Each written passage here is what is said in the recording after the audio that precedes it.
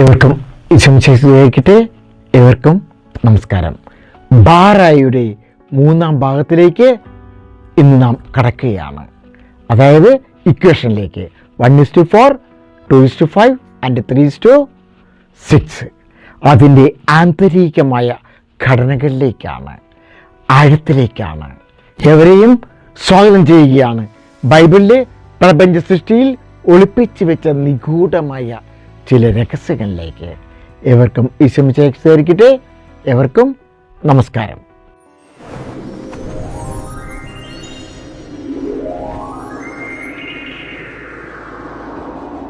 ബൈബിളിലെ പ്രപഞ്ച സൃഷ്ടി, അതായത് ഇക്വേഷൻ.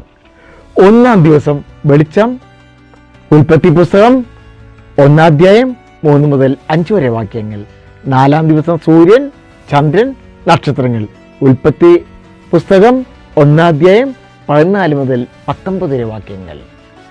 വെളിച്ചം, സൂര്യൻ അല്ലെങ്കിൽ ലൈറ്റ് ആൻഡ് സൺ. ബൈബിളിൽ വെളിച്ചവും ആദ്യവും 4-ാം ദിവസവും സൂര്യൻ. ഇതിന് വരുന്ന 3 പ്രധാനമായ വിശദീകരണങ്ങളിലേക്ക് വരികയാണ്. ഒന്ന്, ദൈവശാസ്ത്രപരമായത്, ദാറ്റ് ഈസ് തിയോളജിക്കൽ. 2, സാഹിത്യപരമായത്, അതായത് ലിറ്റററി. 3, ശാസ്ത്രീയമായത്, അതായത് സയൻറ്റിഫിക്കലി. 1, ദൈവശാസ്ത്രപരമായ, അതായത് തിയോളജിക്കൽ. സൂര്യൻ വെളിച്ചത്തിൻ്റെ പരമ കാരണമല്ല, ദൈവമാണ് എല്ലാ വെളിച്ചത്തിൻ്റെയും ഉറവിടം എന്ന സന്ദേശം നൽകാനാണ് ആദ്യം വെളിച്ചം സൃഷ്ടിച്ചതെന്ന് പല ബൈബിൾ വ്യാഖ്യാതാക്കളും പറയുന്നു. ആദ്യം ഭൂമി അന്ധകാരം വ്യാപിച്ചു കിടക്കുകയായിരുന്നു. ഭൂമി രൂപരഹിതമായിരുന്നു, ശൂന്യമായിരുന്നു. ദൈവത്തിൻ്റെ സാന്നിധ്യമാണ് അവിടെ പ്രകാശമായത്. അതാണ് ഒന്നാം ദിവസം പ്രകാശമായത്. അതിൻ്റെ കാരണം ഞാൻ കഴിഞ്ഞ വീഡിയോയിൽ ഭാഗം 2 പറഞ്ഞിരുന്നു. വീണ്ടും ഞാനത് ആവർത്തിക്കുന്നില്ല. 2, സാഹിത്യപരമായ, ലിറ്റററി. ഉൽപ്പത്തി പുസ്തകം 1 അധ്യായം ഒരു ശാസ്ത്രീയ റിപ്പോർട്ടല്ല, ക്രമബദ്ധമായ ദൈവശാസ്ത്ര ആഖ്യാനമാണ്. ആദ്യ 3 ദിവസങ്ങൾ സ്ഥലങ്ങൾ ഒരുക്കുകയാണ്. അതായത് 1 അധ്യായത്തിൽ പറയുന്നു, 1-ാം വാക്യങ്ങളിൽ പറയുന്നത് എന്താണ്? വെളിച്ചം, ഇരുട്ട്. 2-ാം ദിവസം പറയുന്നു ആകാശം, ജലം. 3-ാം ദിവസം പറയുന്നു കര, സസ്യങ്ങൾ. ഞാൻ 0 ദിവസത്തേക്ക് വരികയാണ്. അതായത് ഭൂമി രൂപരഹിതമായിരുന്ന അവസ്ഥയിലേക്ക്. അതിനെ ഫില്ല് ചെയ്യുകയായിരുന്നു 1 മുതൽ 3 വരെ ദിവസങ്ങൾ. വെളിച്ചം കൊണ്ട് ഫില്ല് ചെയ്തു, ആകാശവും ജലം കൊണ്ട് ഫില്ല് ചെയ്തു, കര കൊണ്ട് ഫില്ല് ചെയ്തു, സസ്യങ്ങൾ കൊണ്ട് ഫില്ല് ചെയ്തു, അല്ലേ? ഇനി അതെല്ലാം ഇങ്ങനെ കിടക്കുകയാണ്. അപ്പോൾ പ്രകാശം, വെളിച്ചം, വെളിച്ചത്തിൻ്റെ ഫില്ല് ചെയ്യാൻ എന്ത് വേണം? സൂര്യൻ വേണം, ചന്ദ്രൻ വേണം, നക്ഷത്രങ്ങൾ വേണം. അപ്പോൾ ആകാശത്തെയും സമുദ്രത്തെയും ഫില്ല് ചെയ്യണമെങ്കിൽ എന്ത് വേണം? പക്ഷികൾ വേണം, അതോടൊപ്പം മത്സ്യങ്ങൾ വേണം. 6-ാം ദിവസം കരയായിരുന്നു, അല്ലേ? കരയെ ഫില്ല് ചെയ്യാൻ, അല്ലെങ്കിൽ അതിലെ സസ്യങ്ങളെ ഫില്ല് ചെയ്യാൻ എന്ത് വേണം? മൃഗങ്ങൾ വേണം, മനുഷ്യർ വേണം. അതാണ് ഫില്ലിങ്. ആദ്യം എംപ്റ്റി ആയിരുന്നു, പിന്നീട് ഓരോന്ന് ഒരുക്കി വെച്ചു, പിന്നെ അത് ഫില്ലിങ്.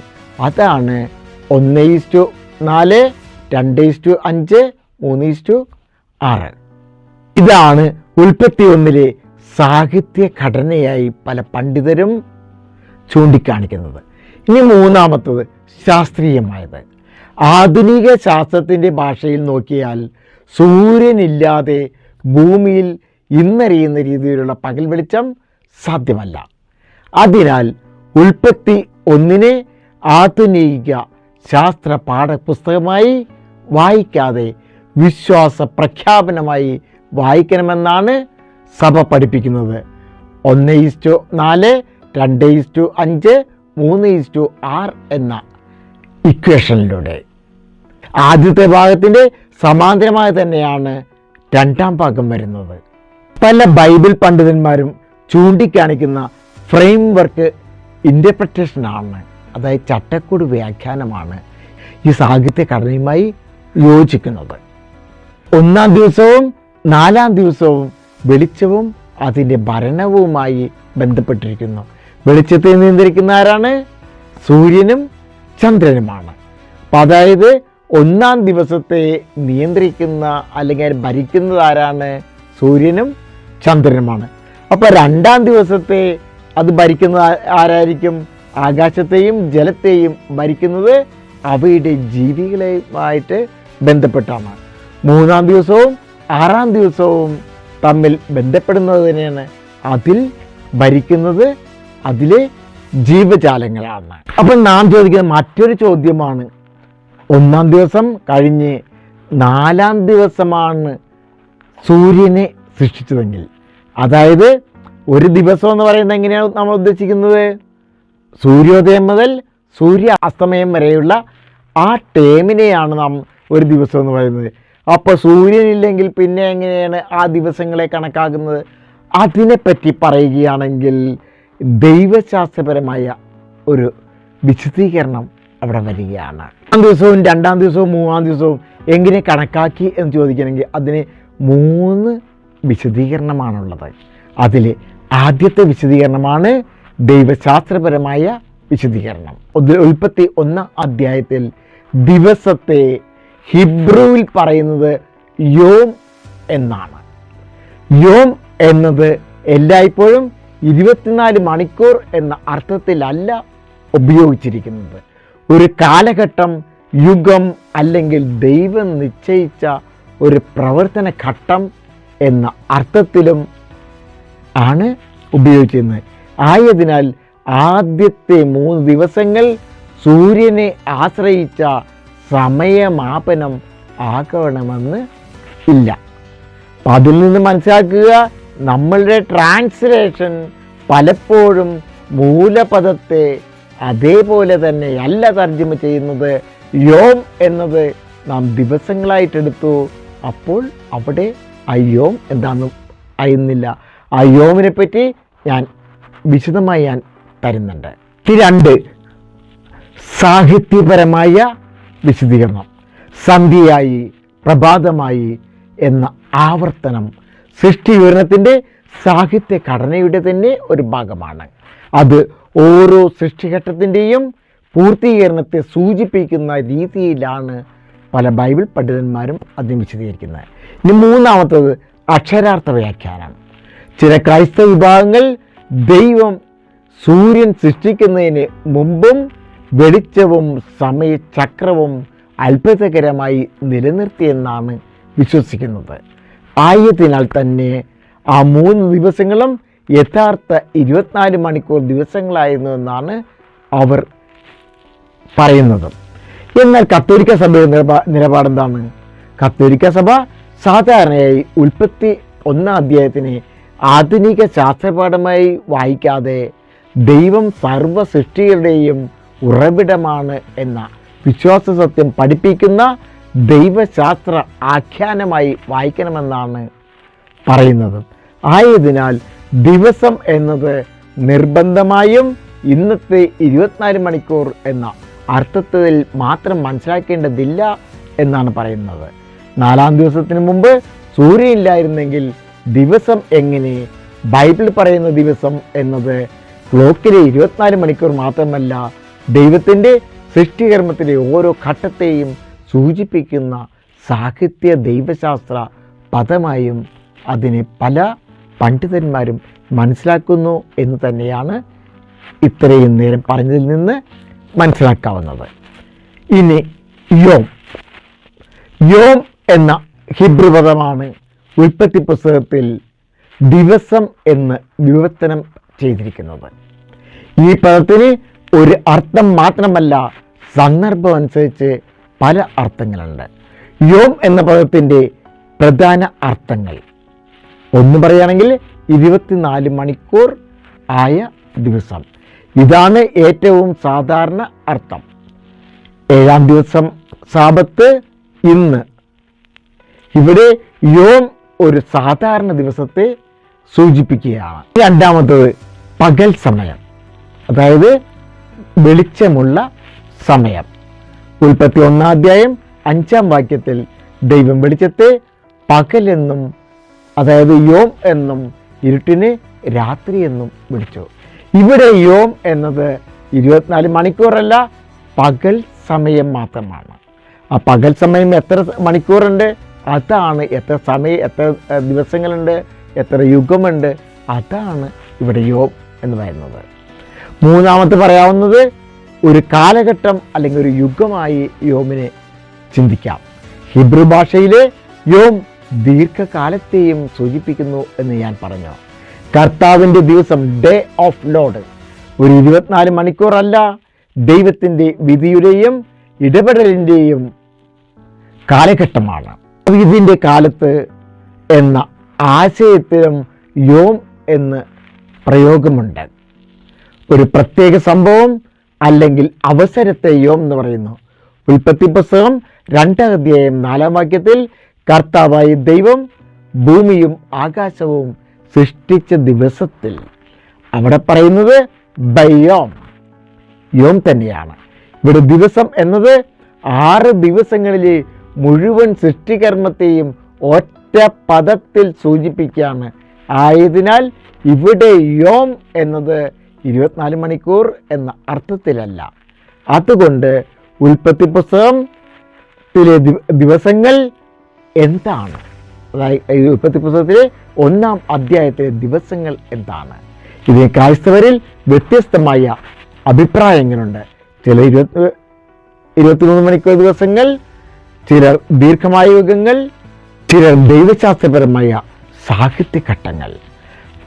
Framework interpretation. കത്തോലിക്ക സഭയെ സംബന്ധിച്ചിടത്തോളം ഒരു നിർബന്ധിത വ്യാഖ്യാനം പ്രഖ്യാപിച്ചിട്ടില്ല. എന്നാൽ ഉൽപ്പത്തി 1-ാം അധ്യായത്തിന് ആധുനിക ശാസ്ത്രഗ്രന്ഥമായി അല്ല, ദൈവം സൃഷ്ടാവാണെന്ന വിശ്വാസ സത്യം വെളിപ്പെടുത്തുന്ന ഗ്രന്ഥമായി വായിക്കണമെന്നാണ് പറയുന്നത്. ഈ വിഷയത്തെ കൂടുതൽ ശക്തമാക്കുന്ന ഒരു തെളിവ് CCCയിലുണ്ട്, അതായത് കാറ്റഗിസം ഓഫ് കാത്തലിക് ചർച്ചിലുണ്ട്. CCC 337 മുതൽ 349 വരെ വായിക്കുകയാണെങ്കിൽ അതറിയാം. അതുപോലെ തന്നെ കൂടുതലായിട്ട് അതിൽ വൈഡായിട്ട് തന്നിട്ടുണ്ട്. അതല്ല ഞാനിതിൽ പറയുന്നത്. സൃഷ്ടികർമ്മത്തെക്കുറിച്ചുള്ള സഭയുടെ പഠനവും വിശുദ്ധ അഗസ്റ്റിൻ നൽകിയ വ്യാഖ്യാനവും അവിടെയുണ്ട്. അവയും നിങ്ങളൊന്ന് സ്പർശിക്കുന്നത് ഒത്തിരി നല്ലത് തന്നെയാണ്. ആധുനിക ശാസ്ത്രപ്രകാരം സൂര്യനാണ് ഭൂമിയിലെ മിക്ക ജീവജാലങ്ങളുടെയും പ്രധാന ഊർജ്ജ സ്രോതസ്സെന്ന് നമുക്കേവർക്കും അറിയാം, കുഞ്ഞു കുട്ടികൾക്കും അറിയാം, പ്രത്യേകിച്ച് സസ്യങ്ങൾക്ക്. സസ്യങ്ങൾ പ്രകാശ സംരക്ഷണം, ഫോട്ടോസിന്തസിസ് എന്ന പ്രക്രിയയിലൂടെ സൂര്യപ്രകാശം ഉപയോഗിച്ചാണ് കാർബൺ ഡൈ ഓക്സൈഡും വെള്ളവും ചേർത്ത് ഗ്ലൂക്കോസ് നിർമ്മിക്കുന്നത്, അതായത് അതിനുള്ള ഭക്ഷണം. ഈ പ്രക്രിയയിൽ ഓക്സിജനും പുറത്തേക്ക് വിടുകയാണ്.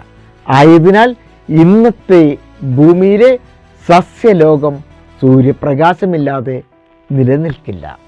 ഇപ്പം നമ്മളെ സംബന്ധിച്ചിടത്തോളം നമ്മുടെ വീടിൻ്റെ മുമ്പിലുള്ള ചെടികളുടെ മുകളിൽ ഒരു ടർപ്പോളിനോ ഒരു കട്ടിയുള്ള ഒരു വസ്തു ഇടുക, അതിന് മുകളിൽ സൂര്യപ്രകാശമുണ്ട്, പക്ഷെ അതിന് കിട്ടിയില്ല എങ്കിൽ അത് വാടിക്കരിഞ്ഞു പോകും. കാരണം എന്താണ്? അതിന് സൂര്യപ്രകാശമുണ്ടെങ്കിൽ അതിന് സ്രോതസ്സുള്ളൂ. ഇവിടെ 3-ാം ദിവസമാണ് സസ്യങ്ങൾ സൃഷ്ടിക്കപ്പെടുന്നത്. ഉൽപ്പത്തി പുസ്തകം 1-ാം അധ്യായം 11 മുതൽ 13 വരെ വാക്യങ്ങളിലാണ് സസ്യങ്ങൾ സൃഷ്ടിക്കപ്പെട്ടത്. എന്നാൽ ഉൽപ്പത്തി പുസ്തകം 1-ാം അധ്യായം 14 മുതൽ 19 വരെ വാക്യങ്ങളിൽ, അതായത് 4-ാം ദിവസമാണ് സൂര്യൻ സൃഷ്ടിക്കപ്പെട്ടത്. ഇത് ശാസ്ത്രീയമായി നോക്കുമ്പോൾ നമ്മൾക്കൊരു ചോദ്യമുണ്ടാവും. സൂര്യനില്ലാതെ സസ്യങ്ങൾ എങ്ങനെ ജീവിച്ചു. ഇതിലൂടെ നോക്കുകയാണെങ്കിൽ 3 സമീപനങ്ങളാണ് നൽകാനാവുന്നത്. ഒന്ന്, അക്ഷരാർത്ഥ വ്യാഖ്യാനം. ദൈവം സൂര്യനെ സൃഷ്ടിക്കുന്നതിന് മുമ്പ് തൻ്റെ അത്ഭുത ശക്തിയാൽ സസ്യങ്ങളെ നിലനിർത്തി. 2, സാഹിത്യ ദൈവശാസ്ത്ര വ്യാഖ്യാനം. ഉൽപ്പത്തി 1-ാം അധ്യായത്തിൽ ശാസ്ത്രീയ ക്രമവിവരണമല്ല, ദൈവമാണ് എല്ലാ ജീവൻ്റെയും സൃഷ്ടാവ് എന്ന വിശ്വാസത്യം പഠിപ്പിക്കുന്ന ആഖ്യാനമാണ് എന്ന് തന്നെയാണ്. 3, ഫ്രെയിംവർക്ക് ഇൻ്റർപ്രിറ്റേഷൻ. 3-ാം ദിവസത്തിൽ ജീവന് അനുയോജ്യമായ ഭൂമിയും സസ്യങ്ങളും ഒരുക്കപ്പെടുകയാണ്. 4-ാം ദിവസത്തിൽ അവയ്ക്ക് സമയം, കാലാവസ്ഥ, വെളിച്ചം എന്നിവ നിയന്ത്രിക്കുന്ന ആകാശഗോളങ്ങൾ കൊടുക്കുകയാണ്. ആയതിനാൽ ശാസ്ത്രത്തിൻ്റെ ഭാഷയിൽ സൂര്യൻ സസ്യങ്ങളുടെ പ്രധാന ഊർജ്ജ സ്രോതസ്സാണ്. ഉൽപ്പത്തി പുസ്തകം 1-ാം അധ്യായത്തിൻ്റെ ദൈവശാസ്ത്ര സന്ദേശം എന്നാൽ സൂര്യൻ ഒരു ദൈവമല്ല, അതും ദൈവം സൃഷ്ടിച്ച ഒരു സൃഷ്ടവസ്തുവാണ് എന്ന് അറിയിക്കുകയാണ്. അതുകൊണ്ടാണ് സൂര്യനെ സൃഷ്ടിക്കും മുമ്പ് തന്നെ വെളിച്ചം പരാമർശിക്കപ്പെടുന്നത് എന്ന് പല ബൈബിൾ പണ്ഡിതന്മാരും വിശദീകരിക്കുന്നു. ഈ പ്രപഞ്ച വിവരണത്തെ 3 സാഹിത്യ സിദ്ധാന്തത്തോട് ആണ് ചേർത്ത് നോക്കേണ്ടത്. 3 ലിറ്റററി ഫിനോമിനലിലേക്ക്. 1 framework interpretation, 2 literacy framework, 3 2 triads structure. ഇത് 3നെയും ചെറുതായിട്ട് പറയാം, വിശദമായി പറയുന്നില്ല. ഉൽപ്പത്തി പുസ്തകം 1-ാം അധ്യായം 1 മുതൽ 3 ദിവസങ്ങളും 4 മുതൽ 6 ദിവസങ്ങളും തമ്മിലുള്ള സമാന്തര ഘടനയെ കുറിച്ചാണ്. അതിന് ഉള്ള ബൈബിളിലുള്ള അല്ലെങ്കിൽ ശാഖകൾക്ക് അല്ലെങ്കിൽ ആ സിദ്ധാന്തങ്ങൾക്ക് കൊടുത്തിരിക്കുന്ന പേരിൽ ഫസ്റ്റ് പേരാണ് ഫ്രെയിംവർക്ക് ഇൻ്റർപ്രിറ്റേഷൻ, അതായത് ചട്ടക്കൂട് വ്യാഖ്യാനം, സാഹിത്യ ചട്ടക്കൂട് സിദ്ധാന്തം.